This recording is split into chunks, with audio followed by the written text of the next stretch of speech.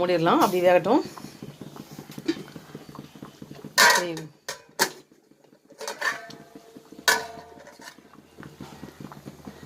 பாறை மீன் தலை குழம்பு கோசிட்டுக்கு ட்ரிபிளி பீஸ் குழம்பு. தேங்காய் ஊற்றி கேரளா ஸ்டைல் வச்சுருக்கேன். தேங்காய் போடல இந்த குழம்புக்கு. நான் ஹோட்டலில் வாங்கி சாப்பிடும்போது தேங்காய் அதில் போடாமல் தான் இருந்துச்சு. குடம்புலாம் போடுங்க. குடம்புளி நான் இப்போ ஓடல.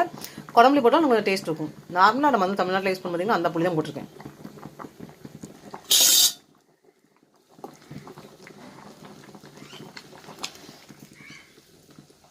மீன் தலையை தறி போட்டுடலாம். இந்த பக்கம் வேகட்டும், அப்படியே வேகட்டும்.